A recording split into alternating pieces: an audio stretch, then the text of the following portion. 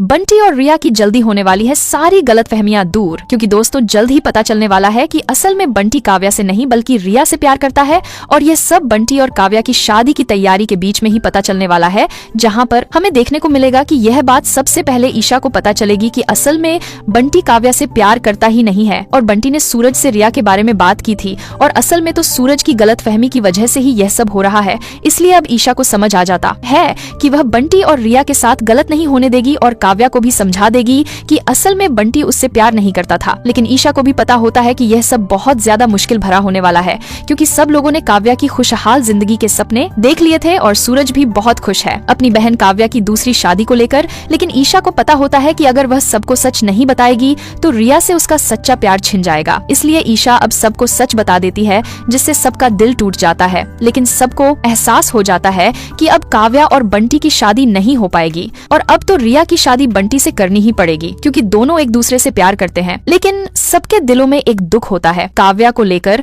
और काव्या को भी अब कुछ भी अच्छा नहीं लगता है, क्योंकि काव्या का फिर से दिल टूट चुका है और अब काव्या बहुत ज्यादा दुखी हो जाती है। काव्या को परेशान देखकर घर वाले भी दुखी होते हैं कि काव्या का घर फिर से बसते बसते रह गया। लेकिन वहीं दूसरी तरफ रिया बहुत ज्यादा खुश है, क्योंकि उसे उसका पास्ट प्यार जो मिल गया है। और अब जल्दी कहानी में हमें कुछ साल का लीप देखने को मिलेगा, जिसमें हमें रिया के प्यार से बच्चे को भी देखने को मिलने वाला है, क्योंकि रिया जल्द ही बंटी के बच्चे की माँ बन जाती है। और शादी के बाद रिया जब सबको खुशखबरी सुनाती है तब सब बहुत खुश होते हैं। लेकिन काव्या को मन ही मन अच्छा नहीं लगता है, क्योंकि काव्या भी पूरी तरह से अकेली पड़ चुकी है और अब काव्या दुखी रहने लगती है। लेकिन रिया की जिंदगी में तो खुशियाँ आ चुकी हैं और रिया एक प्यारे से बच्चे को जन्म देती है। जिस घर में सभी बहुत ही ज्यादा प्यार करते हैं तो आगे चलकर कहानी में नया मोड़ ले लिया है। लेकिन ईशा और सूरज की जिंदगी में भी नया ट्विस्ट आने वाला है। रिया के बच्चे को देखकर ईशा और सूरज के दिल में भी अपना बच्चा पैदा करने की इच्छा जागने लगती है और ईशा को भी लगने लगता है कि उसे भी अब माँ बनने का सुख मिलना चाहिए। लेकिन क्या ईशा की इस जिद के आगे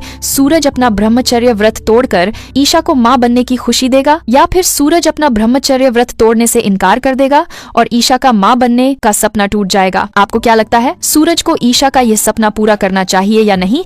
अपनी राय कमेंट में जरूर बताएं। और अब ईशा सूरज से जल्द ही इस बारे में बात करने वाली है कि उसे अपना एक बच्चा चाहिए। और जब ईशा सूरज से कहती है कि मुझे भी माँ बनना है और एक प्यारे से बच्चे को जन्म देना है जो हमारा होगा और जिससे हमारी जिंदगी खुशहाल हो जाएगी। लेकिन ये सुनने के बाद सूरज गुस्से में हो जाता है और ईशा से कह देता है कि ईशा जी, आपने सोच भी कैसे लिया कि मैं इतनी जल्दी अपना ब्रह्मचार्य व्रत तोड़ दूंगा, और मैं ऐसा नहीं कर सकता हूँ, इसके लिए आप मुझे माफ कर दो। लेकिन सूरज का ऐसा जवाब सुनकर अब ईशा बहुत ज्यादा दुखी हो जाती है और ईशा को लगता है कि अगर ऐसा ही चलता रहा तो वो तो कभी माँ नहीं बन पाएगी और उसे कभी भी अपने बच्चे का सुख नहीं मिल पाएगा। इसलिए ईशा परेशान है और दुखी है। लेकिन सूरज ईशा की इस बात को समझ ही नहीं पाता है और जब ताइमा देखती है कि ईशा परेशान है और ताइमा समझ जाती है कि ईशा और सूरज के बीच कुछ सही नहीं चल रहा है, इसलिए ताइमा सूरज से रिक्वेस्ट करने वाली है कि वो अपना ब्रह्मचार्य व्रत तोड़ दे